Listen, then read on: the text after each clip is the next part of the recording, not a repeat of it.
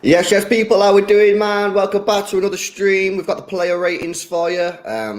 Should be interested, actually, because there was a couple of decent performances out there, especially from players that maybe expecting not to have the best performance in the world. So I'm looking forward to seeing those player ratings. Guys, make sure you drop a like on the stream, man, if you've not done so already in it. Let's get those likes past 100 likes in it, just over 100 people in there. Hit that thumbs up button. Make sure you subscribe to the channel as well if you're new. I've not actually had time to watch your review yet, bro. So, I mean, what was your thoughts, bro? A quick summary. I just thought it was professional. I think it wasn't the most beautiful performance we've had by any means in this fantastic run of games we're on right now, but I expected that, and I think that's perfectly allowed, because even when you consider the last week we've had, this is what I said in my review, when you consider the last week we've had, massive Premier League game against Leicester, for me, every single Premier League game should be treated as if it's a Champions League final. That's exactly what it was. Perfect performance, 3-1, get the job done. Mm-hmm. And then we go into a mammoth second leg tie against Bayern Munich in Munich. All the emotions required to get through that, the physical capacity to get through that, and they did the job. So I think they're perfectly allowed to have a little bit of a flat day.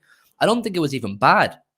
They just had to get the job done. And to beat Sheffield United 3-0 when we're below par is great. And I think you're right that some players stood up that I maybe didn't, or maybe we didn't expect to, and we'll get into that in the ratings, but some players deserve a pat on the back and deserve their flowers. And there are some players, maybe we'll get into it, I don't know, did you speak about it on stream, that maybe should have started or we'd expected to start, and their futures are a bit more concerning now. But listen, overall, I'll take that, man. Cup final in the bag, Champions League semi-final in the bag. We look like we're in a position now where we can fully catch Arsenal. Brilliant stuff, man. All round brilliant stuff. Mm-hmm. Yeah, no, I completely agree. It was just exactly what we needed, didn't it? Get ourselves into the final. No injuries, which is a massive plus.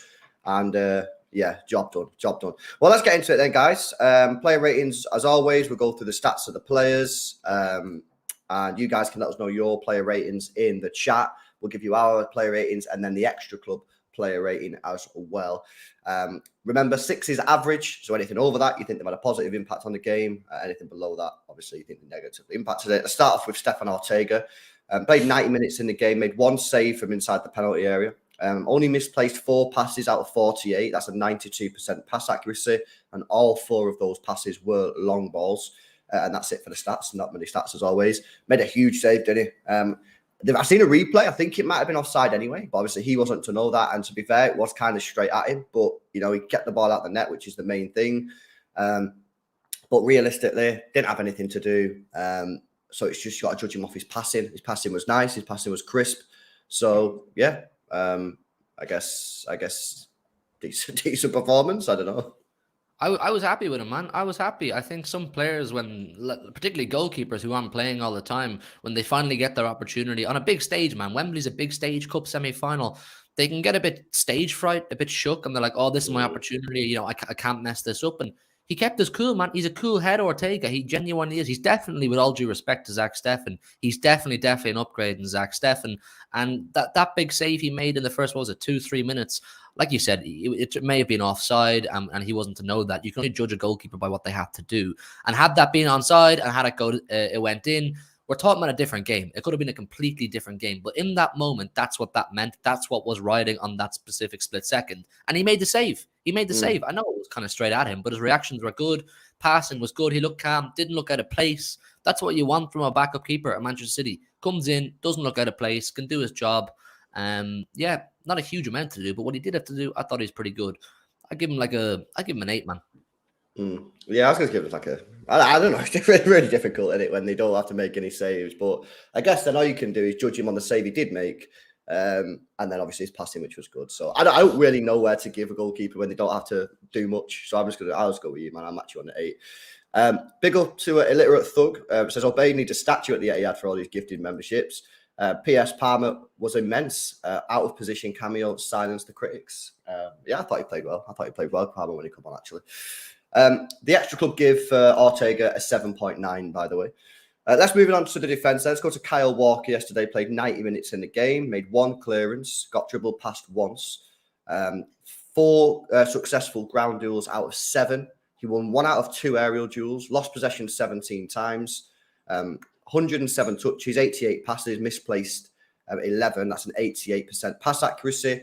1 successful cross out of 3, and 3 long balls, 2 successful. Also had a shot blocked and made 1 dribble attempt, not successful. Thought it was all right. You typically don't see the best Kyle Walker in those games because you need someone who's going to be good going forward, especially if he's playing more natural, and he's just not the best player going forward. He's one of the best defensive right backs in the world, but his crossing is not the best. Having said that, he did put a beautiful ball into Alvarez where he just sort of like smacked the ball, and Alvarez took it, and on another day he could have took that and put it in the back of the net. Defended okay. I thought he played all right, Walker. Yeah, he definitely doesn't look his best. And I think for a player his age, unless he's playing consistently, he's not going to look his best. I think he looked a little bit rusty. His first touch was a little bit off at times, a little bit sloppy. And once again, that's to be expected when you're not playing all the time. But he was fine. Definitely, I think, had we played John Stones in that role he's been doing a lot recently, I think we would have absolutely battered them. I think the domination in midfield and the control we would have had going forward would have been far superior to what it was yesterday. But he kind of did what he needed to do. They didn't offer a huge amount going forward, Sheffield United, and Walker is a more defensive player, isn't he? So his biggest attributes weren't called upon. It was fine. I'd give him maybe 7. Yeah, I was going to go like 7.3 on this one. The Xtra Club would give Kyle Walker a 7 as well, matching you. But yeah, I guess for Walker, the main thing for him really is getting minutes, because there is a serious chance he'll play against Real Madrid, obviously with Vinicius Junior being there. So I'm not saying he will, but if he is going to be in contention, he needs minutes. So I think that's fair. Just really quickly, have you put any thought to this? I know we'll do proper preview and proper conversations on this, but slightly looking forward towards the Arsenal game. What's your first initial thoughts? Are you thinking Walker or Stones? Oh, Stones. Fully? Yeah, 100%. Not even consider the threat of Martinelli and Zinchenko going forward? Nah. I think we we're better than them. So we should take the game to them, man. And I think we can kill the game. I think we can beat them. You know what I mean? And so, yeah, for me, probably John Stones in that role.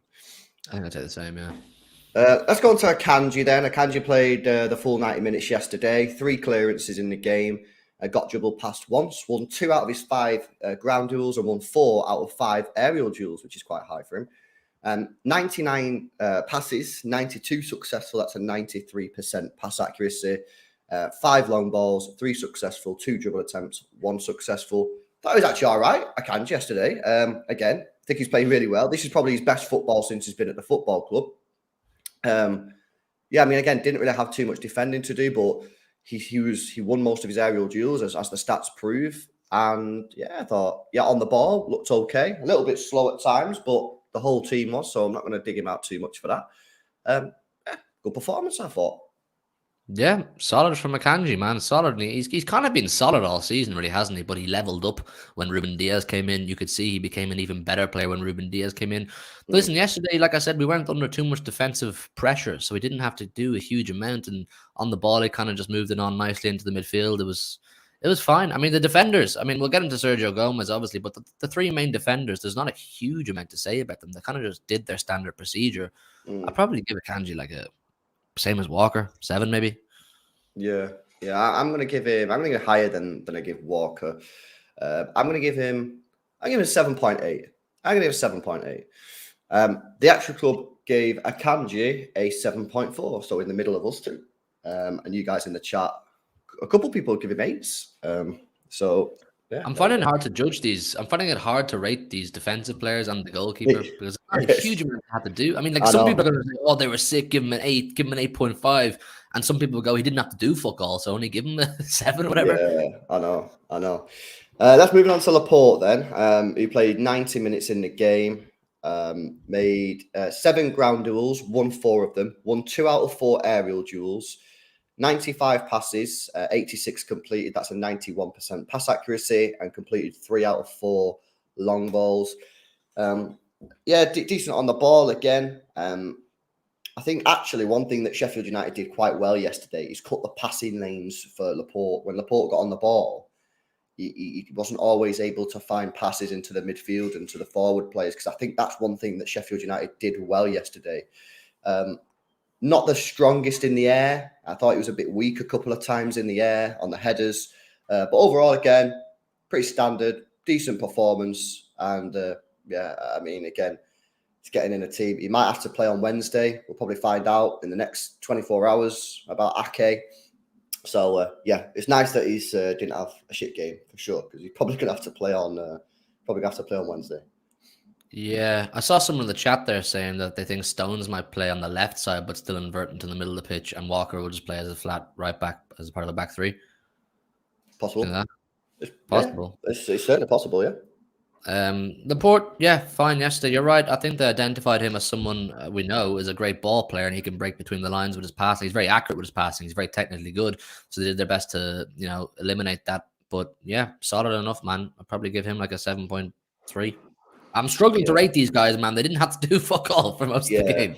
I'm going to give him less than Akanji, just because I did think that Akanji was the better player, and I also thought Laporte was a little bit weak in the air a couple of times. So I'm probably going to give him a 7.3. I'm going to give him the same that I give Walker. I'm going to give him the same as Walker, 7.3. And the Xtra Club gave Laporte a 7.5. So, good. Let's move on to Sergio Gomez, who deserves some flowers, in my opinion. He played 90 minutes yesterday. 101 passes, 92 successful. That's a 91% pass accuracy. 1 key pass in the game. 4 crosses, all unsuccessful. 7 long balls, 2 successful. 2 dribble attempts, both successful. He won 6 out of 7 ground duels. He won 1 out of 4 aerial duels. And he made 1 clearance and 1 interception. Let's start with the bad things first, get out of the way. Got skinned on that by, I think it was Sander Berge. Got absolutely roasted there. That can happen. And then in the second half, cross was put in on about the 60-minute mark. Went past everyone, and he completely miskicked the ball. Another day, that striker could have put the ball in the back of the net. Other than that, thought he was excellent on the ball, as always. He was probably behind Mahrez for me, our best player. And yeah, fair play, man. Fair play. You know my thoughts. He's not quality. He's not good enough for Manchester City, and I think he should be loaned out or sold in the summer. But I put that agenda to one side for a minute because I thought he played well yesterday. So I'm gonna give him his due praises, man, because he deserves it. Yeah, I said that in my review. I was like, I wasn't familiar with the game and possibly owe you a small apology because I'd written him off completely. I'm going to keep it 100. I still don't think he's a Manchester City player. I No, still he's don't not. think I'd He's risk not. him in any high pressure game. I mean, yeah, if you take the full context of yesterday's situation, we completely dominated the ball. A technically good player should look good. He is a technically good player, but the fact of the matter is, defensively, he's just not trustworthy. I don't know if that's something that he can improve on maybe over time if you give him time. I just don't know if he has that capacity right now to play for Manchester City. I've seen a lot of people saying, "Oh, take him out of left back and turn him into a midfield player." He could turn into a midfield player, but I promise you now, it won't be for Manchester City. Even for a midfield, he's not good enough to run the midfield for Manchester City. But I'll still admit, yesterday he was very good, and I would hope a technically good player will play well against Sheffield United. But he did. He stood up and he showed that he has something. He's not a complete write-off. There's clearly something in there. But Mm-hmm. yeah, man, I was impressed with him. I'd probably rate him pretty highly. I'd give him like an 8.5. I think he was very threatening going forward. I think him and Grealish, they really used the space really well on the left-hand side. They controlled that left-hand side of the pitch really, really well. They were smart with the ball, and they clearly understood each other's movements as well. So I was impressed by that. I like that. I think Grealish, he can work well with attacking fullbacks, just not Cancelo, because Cancelo clearly liked to take up the whole space. He wanted to run that left-hand side of the pitch. I thought that Gomez understood Grealish's role and tried to complement him rather than take over. Mm-hmm. Yeah, no, I agree. I agree. I thought he played really well. So fair play. I don't think he's good enough for Manchester City still. But he played well yesterday, so you got to give him his credits. I'm not a million miles away on the player rating. You give him an 8.5. I'd probably give him like an 8.3. And the Extra Club gave him a 8.3 as well. Okay, so we matched there. So yeah, deserves the praise. Well done. That's probably good for him as well because he can when he's looking for a move in the summer, whether it be loan or sale. Obviously, he's played at Wembley and he played really well, so he can use that as a sort of demo.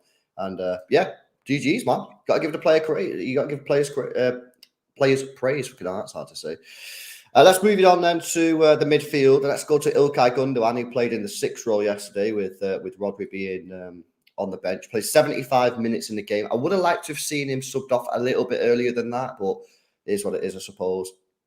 82 passes, 76 completed. That's a 93% pass accuracy.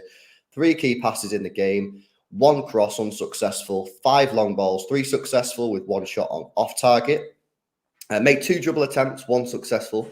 3 ground duels, he won 1 of them, and he won 2 out of 4 aerial duels, and he made 1 interception as well. Played all right, didn't do anything wrong, was just slow, like everyone else, really. There was a lot of times where there was a pass on, and he just didn't make the pass for whatever reason. Don't know why, but yeah, he did all right. It was a good, decent game, standard, kept things ticking over, didn't get injured, which was probably the best thing about his performance. The best thing about yesterday for Gundogan, was the fact that he got some sort of a rest. He didn't have to play the full 90 minutes. I mean, a player of Gundogan's age and the role he plays cannot play 90 minutes twice a week. And I'll refer back to the very first thing I said in the stream, the emotions and physical capacity required to get through the last week or two, and he's been a massive part of that, would definitely hinder a performance on a day like yesterday. I think everybody who's played football a lot recently looked a little bit slow, a little bit tired, a little bit fatigued. But like I said, that's to be expected. I think Gundogan, he did his job, wasn't his beautiful best, got his rest. That's the main thing. Probably give him for his high standards, I'd probably give him like a 7.1. Yeah, I'm a bit higher than that. I'm going to give him a 7.4. Kept the ball really well. The only thing he did poorly, really, it's just a little bit slow and didn't make passes when he should have made them. But it is what it is. The Extra Club gave Ilkay Gundogan a... Oh, where's that? You lagged out there, bro. What did you say? I was just saying, I think in a higher stakes game, there'd be a lot more urgency from Gundogan. He played to the tempo of that game. Yeah, he did. The Extra Club give him a 7.5.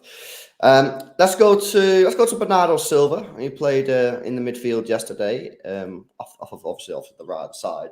81 minutes played yesterday for Bernardo Silva again. Probably would have liked to have seen him subbed off a little bit earlier than that. Well, I guess it is what it is. 93% pass accuracy off 57 passes. 2 crosses, both unsuccessful. 4 long balls, all successful. 1 shot off target. 2 dribble attempts, 1 successful. He won the penalty.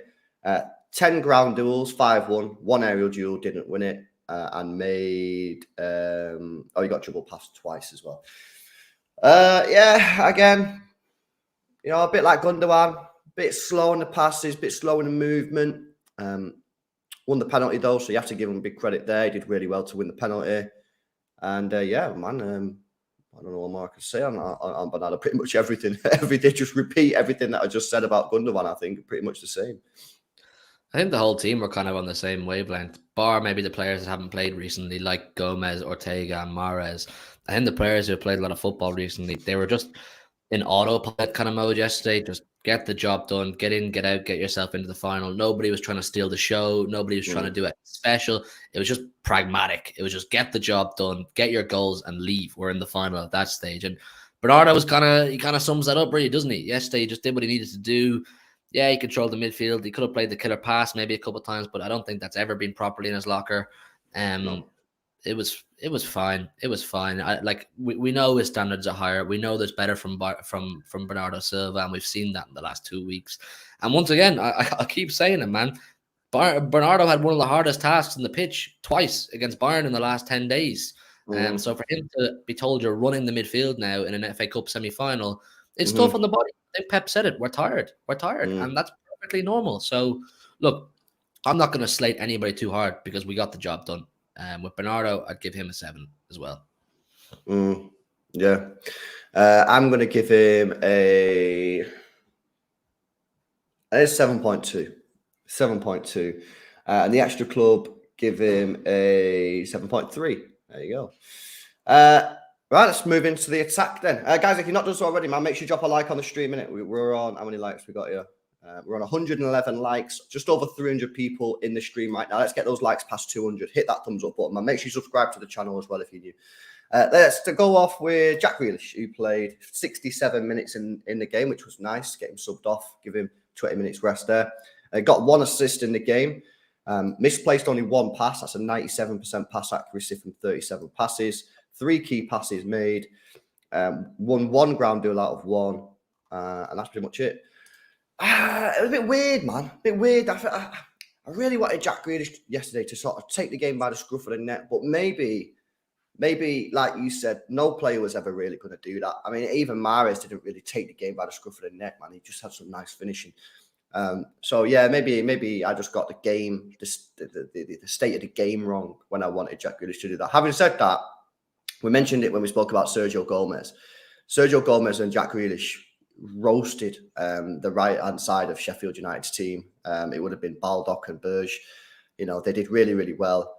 Jack Grealish should bring 2 players over, completely leaving Sergio Gomez free, and then it'd just be the same thing.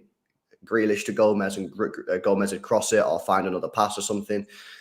Really, really nice pass for Mahrez. I don't think people appreciate just how good that was because he held the ball, waited for the right moment. Great pass in between 2 Sheffield United players.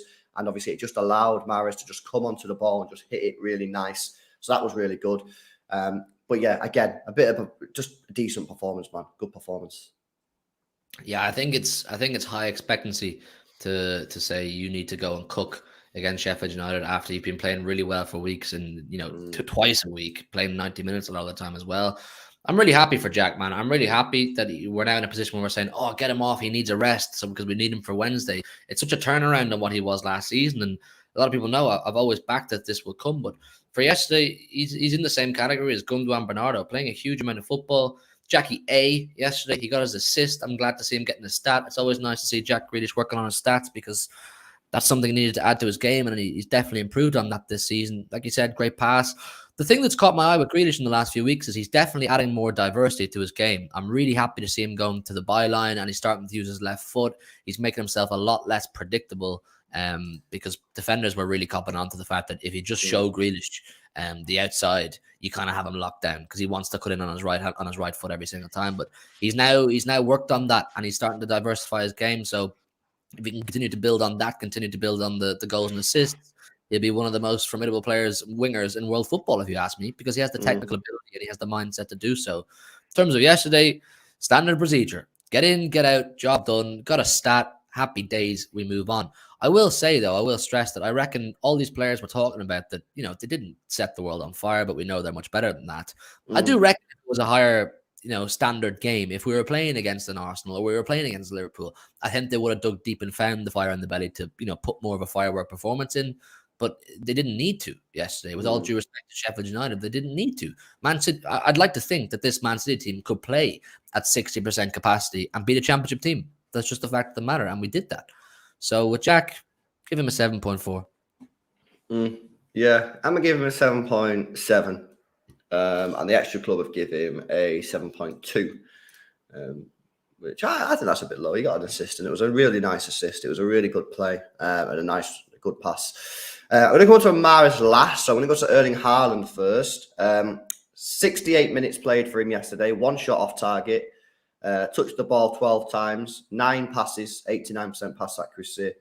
1 ground duel, didn't win it, and 1 aerial duel, didn't win it, and that's pretty much it. I actually thought that he made a couple nice plays, man, where he got the ball deep and he ran forward with it. I thought, Jesus, that's pretty sick. Unfortunately, though, as we've said before, you've got to give Erling Haaland the ball in the box, and we weren't able to do that.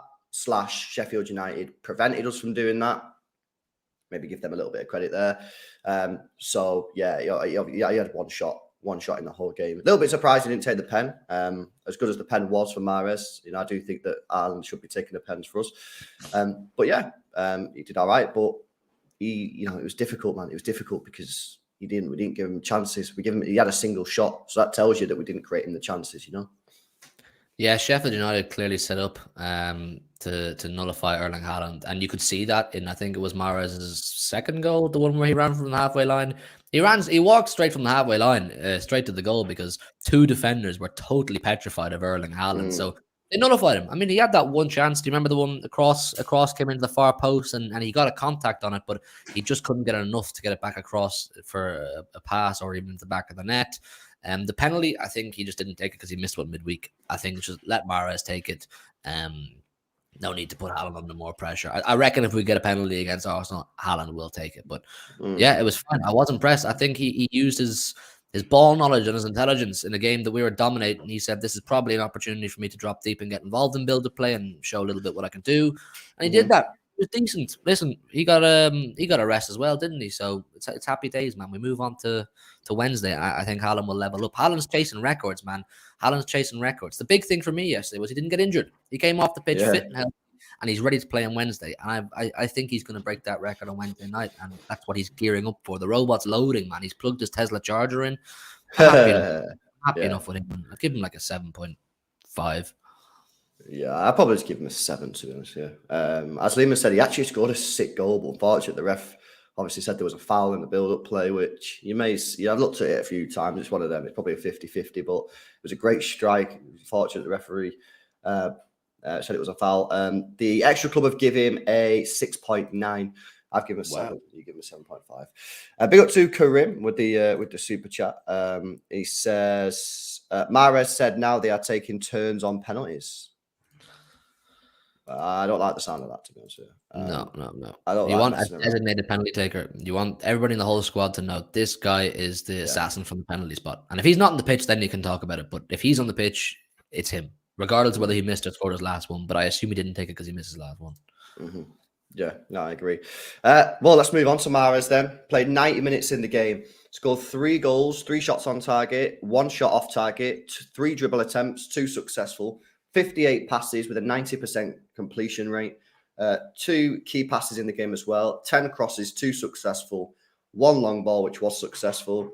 8 ground duels, 7 successful. 1 aerial duel, which was successful as well.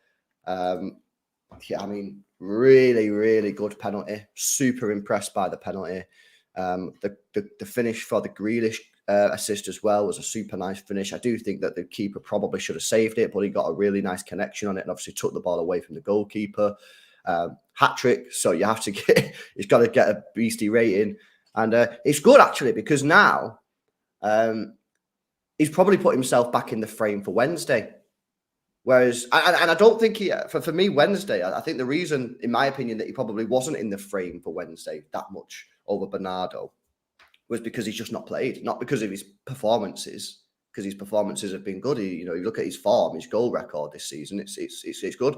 But he's just not played because Pep Guardiola tactically has been deciding to go with Bernardo or deciding to go with somebody else. So I think with that hat-trick, I think that he has put himself back in the frame for Wednesday, which is good. That's what you want, right? You want competition for places.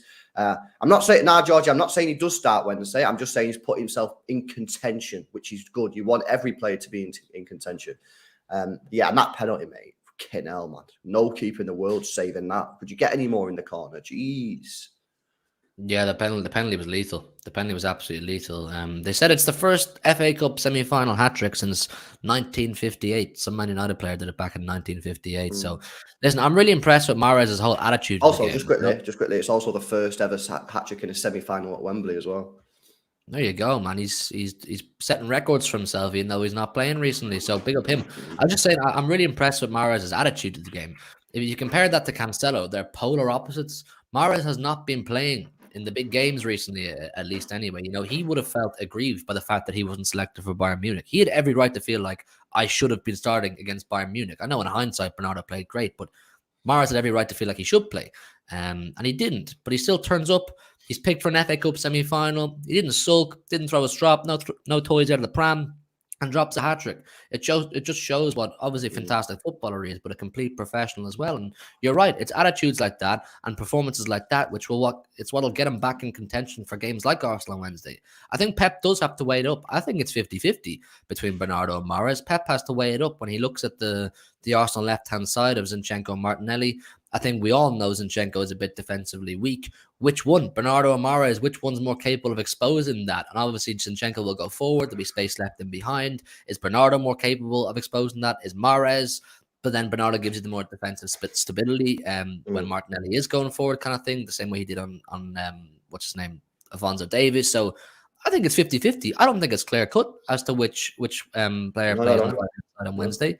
But for Mahrez yesterday, fantastic, absolutely fantastic. I was really, really impressed with his attitude to the game. That was the big thing for me. For players who don't play consistently, what I want to see is a good attitude. I think Laporte has showed it. I think Mahrez has showed it. I think Gomez has showed it. And once again, contrast that with Cancelo.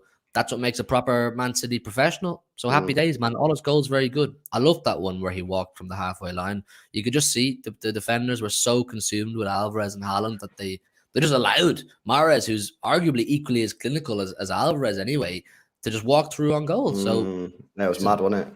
It was crazy. You know his numbers now as well. He's on 15 goals, 8 assists, and people will know.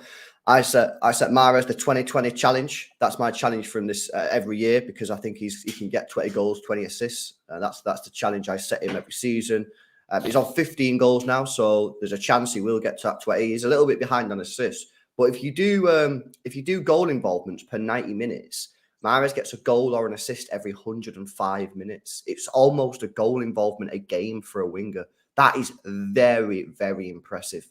Very impressive. Because if you compare that to Grealish, bro, Grealish is probably on about a goal involvement every 3 games. So Mahrez, his output is so good, man. 105 minutes for every single goal involvement. That is very, very high. And yeah, a little bit low on the assists this year. Not sure why that is. But yeah, goals are there. Goals are looking good. And he's probably going to get there. Yeah, really, obviously, top finishes yesterday. I'm going to give him a good rating here. 9 point. Or do I give him a 10? Do I give him a 10 or do I give him a high 9s? I'm going to give him a 9. I'm going to... Nah, I don't know, man. Oh, fuck it. All right, then. Yeah, stop being miserable, LB. Yeah, I'm going to give him a 10. I'm going to give him a 10. No, I said I don't know about 10. Yeah, you said I'm going to give him a 10, man. I don't know. He's just got a hat trick, bro. You know what I'm saying? So, and that goal where he just ran from the halfway line and finished it, bro. Come on. If that was Lionel Messi, bro. If that was Messi. And Mahrez. And Mahrez, isn't it? You know what I mean? If that was Lionel Messi, bro, that would have been, the whole world would have fucking melted down. Nah, yeah, listen, I'm being a bit miserable myself because I'm only awake for half an hour. But yeah, listen, we won 3-0, and he's the reason we're into the FA Cup final. I'll match you and I'll give him a 10. Listen, I can't stress it any higher. I think he's really efficient. He's a proper professional. He fell out of favour earlier on in the season, if you remember. That may be why his assists aren't so high. Remember, a lot of people were saying, get rid of him. Mahrez is finished back in September, October, I November kind wasn't. of period. I wasn't. I didn't. You were one. You were one. What? No, I wasn't. I was backing Mahrez all the I'm, time, bro. tro- I'm trolling. I'm Fucking. trolling. No, I'm I know, trolling. I'm yeah, but I'm trolling. just letting you know, bro. I I know. went in on a stream once and said there'll be some part this season where Riyad Mahrez comes alive, and Mm. he did come alive. No, I was the same, man. I was the same. I'm on my own channel at the time. I remember doing a stream. People were coming into my chat saying he's finished, he's too old, he's washed. Sell him back to Leicester for 20 million. I was hearing this kind of stuff. I was like, "Are you mad? This is Riyad Mahrez we're talking about, and he's efficient, man. He's really, really efficient. And this stage of the season, he usually clicks into gear, and he kind of is. When he's been called upon the last month or two, he's been pretty efficient. So, big up him, man. We're in the final because of Riyad Mahrez, and like I said, I don't think it's clear cut. I really don't think it's clear cut who plays on Wednesday night, the right hand side. So it'll be interesting to see. But yeah, big up Mahrez, man. I'll give him a 10 as well. The Extra Club give him a 9.7. Yo, did we do Alvarez? I don't think we did. Nah. We didn't do Alvarez, did we? I always forget Alvarez, man. It's a madness. I always forget him on the player ratings. I literally can never, ever Put some respect on Alvarez, man. I know, bro. It's a madness. I don't know La why. Aranya. How could you forget La Aranya? I don't know, man. It's crazy. It's crazy. I always forget him for some reason. I don't know why. I don't know why I forget him. It's crazy. I always skip him. Right, okay. Julian Alvarez yesterday, 90 minutes played, 24 passes, 20 successful. That's 83% pass accuracy. 2 crosses, 1 successful, 1 shot on target, 2 shots off target, 2 dribble attempts, 0 successful. 5 ground duels, 1-1. 3 aerial duels, 1-1. And that's it for the stats. Yeah, played all right. Actually, had a couple of shots, which I like. I said that before the game on the watch along. I said I like Alvarez, man, because he actually shoots. You know what I mean? Which is good. Sometimes our team has been, and this goes back last 10 years. Sometimes we just pass. So yeah, I like how he actually has a shot. And played all right. Again, he was kind of victim because the team was playing so slow, just like Erling Haaland. He was victim of the team not creating chances, being too slow. I actually think that he was probably better than Haaland because he did more. But yeah, again, he couldn't really shine because the team didn't allow him to shine. Yeah, I thought he wasn't really in the game. I'm just going to call a spade a spade. I don't think he ever really got into the game the way he would have liked. I think some of his shooting was not out of desperation, but he was really eager to make an impact on the game. I mean, there was one shot in particular. He gave some fortunate child in Rosetta souvenir to go home with. Like it was quite poor, but I don't know, man. It was tough. It's tough for players like Alvarez and Haaland when the opposition set up the way Sheffield United did, and they identified both those players as the main danger men. Another reason, like you could argue that Alvarez played a role in Mahrez's goal when he walked into the box and scored it because the players were so consumed by Alvarez. You know, Alvarez coming on one side, Haaland coming on the other, and the defenders it opened up like the Red Sea, and Alvarez and Mahrez could just walk straight through. But yeah, man, it was fun. It was fun. I'd give him like a 7 as well. Yeah, I'll probably give him a 7.3. The X could give him a 7.4. So that's where we're at with that one. A big up Karim with another super chat says LB check City Extra post game tweets for penalty comms. Let's have a look then. See what he's saying. City Extra post game. Pens comms. What's that? Like communicate. I guess like communication. It means like comments. Right. Let's have a look.